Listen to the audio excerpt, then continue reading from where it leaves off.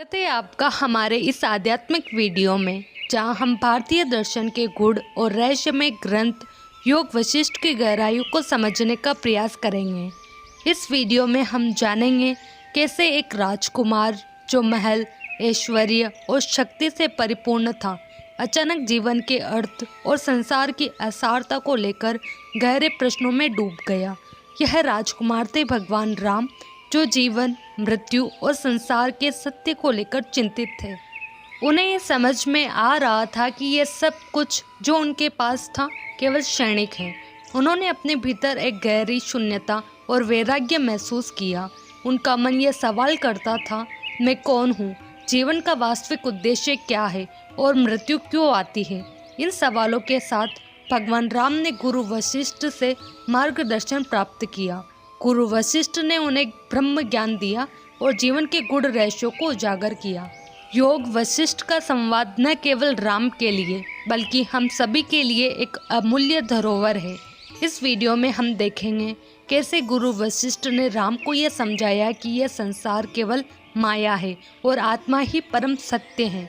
राम को प्राप्त हुआ यह ज्ञान उनके जीवन को स्थिर और मुक्त बना गया और इस ज्ञान की गहराई ने उन्हें एक नई दृष्टि दी। राम को मिला ब्रह्म ज्ञान और वशिष्ठ ऋषि का रहस्यमय उपदेश। ये प्रसंग योग वशिष्ठ नामक महान ग्रंथ में वर्णित है, जो संस्कृत साहित्य का एक अद्वितीय दार्शनिक और आध्यात्मिक रत्न है।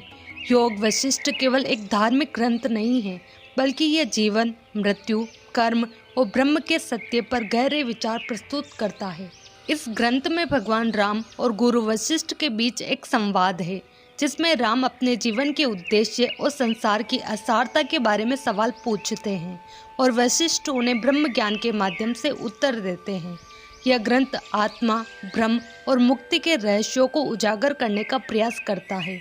वशिष्ठ ने राम को बताया कि यह संसार केवल माया है, जो नाम और रूप का खेल है।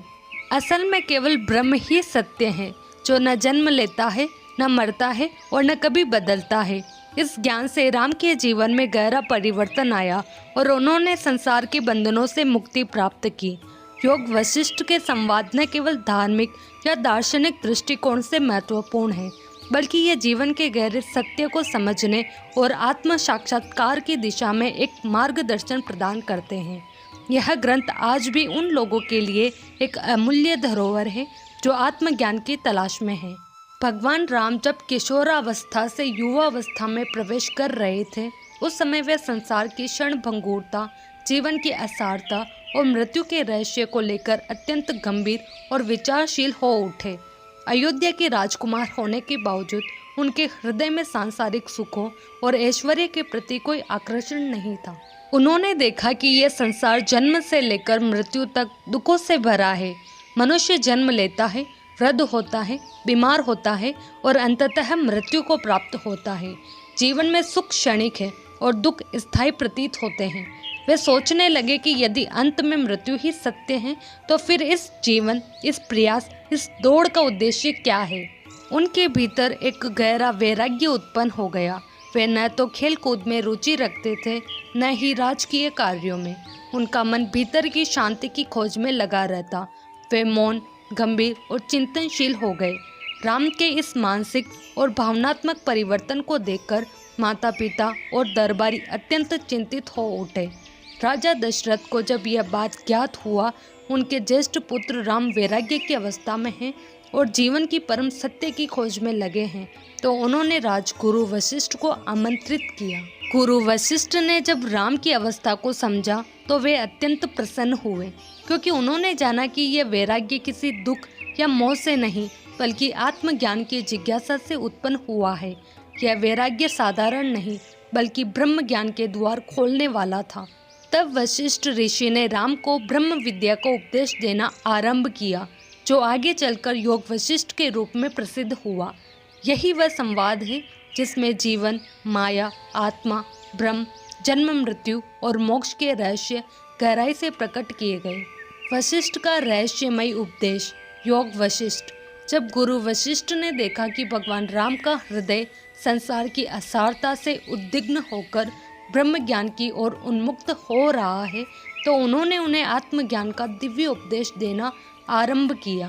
यह उपदेश केवल शाब्दिक नहीं था, अपितु जीवन के गूढ़ रहस्यों को दृष्टांतों, कहानियों और दर्शन के माध्यम से अत्यंत सहज रूप से प्रकट करने का प्रयास था। यह संवाद इतना गहन था कि बाद में यह योग वशिष्ठ के रूप में एक महाग्रंथ बन गया। गुरु वशिष्ठ ने सबसे पहले राम को समझाया कि यह जगत जो हमें दृश्यमान प्रतीत होता है, वस्तुतः नाम और रूप की एक कल्पना है। यह माया का खेल है जिसमें आत्मा स्वयं को शरीर, कर्ता और भोक्ता मान लेती है। उन्होंने कहा कि केवल एक ही सत्य है, ब्रह्म। वही नित्य, शुद्ध, अचल, अजन्मा और सर्वव्यापी है। बाकी सब कुछ मिथ्या है, स्वप्न के समान। फिर उन्होंने बताया कि बंधन कहीं बाहर नहीं बल्कि हमारे अपने चित्त में है। जब मन में इच्छाएं, कल्पनाएं और विकल्प चलते रहते हैं तो जीव बंधता है, परंतु जब मन शांत होता है, निराकारी हो जाता है, तो आत्मा का साक्षात्कार होता है। इसी अवस्था को मुक्ति कहा गया है।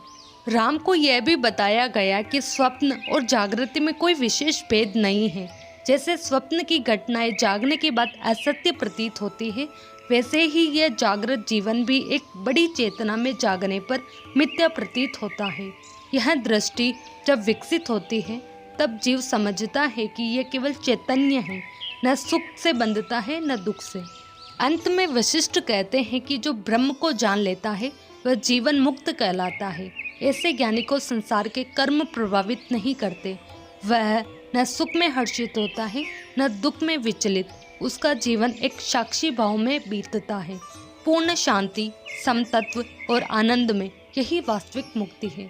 राम को क्या मिला? गुरु वशिष्ठ के गहन उपदेशों, दृष्टांतों और आत्मबोध से भरी कहानियों के माध्यम से अंततः भगवान राम को वह प्राप्त हुआ जिसकी उन्हें सबसे अधिक आवश्यकता थी, आत्मज्ञान।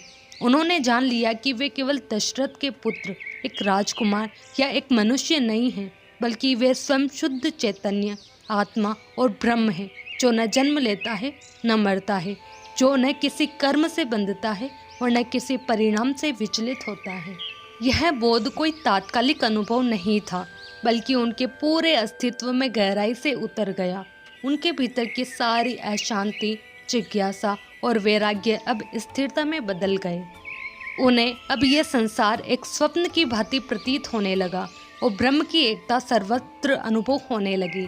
वे अब राग, द्वेष, मोह, भय और ममता जैसे आंतरिक विकारों से परे हो गए। उनका जीवन अब केवल एक कर्तव्य नहीं बल्कि एक दिव्य लीला स्वरूप बन गया। उन्होंने जीवन को अब केवल जीना नहीं बल्कि जागते हुए जीना सीख लिया था। यही आत्मज्ञान उन्हें जीवन मुक्त की स्थिति में ले गया, जहाँ वे स्वयं ब्रह्म के साक्षात रूप बन गए।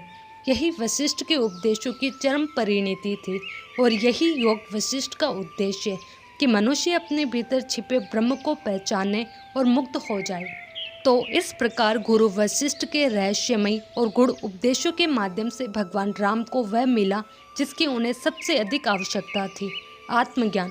उन्होंने जाना कि वे केवल एक देह नहीं बल्कि शुद्ध चेतना है। न वे जन्म लेने वाले हैं न मरने वाले। वे वही है जो अनादि है, अनंत है, ब्रह्म है। यही ज्ञान उन्हें भीतर से मुक्त कर गया। योग वशिष्ठ केवल एक ग्रंथ नहीं, आत्मा का दर्पण है, और यदि आपने इसकी एक झलक भी पा ली तो समझ लीजिए आपके भीतर भी कोई राम जाग चुका है। यदि यह वीडियो आपको पसंद आया हो तो इसे लाइक करें, शेयर करें और हमारे चैनल को सब्सक्राइब करना न भूलें।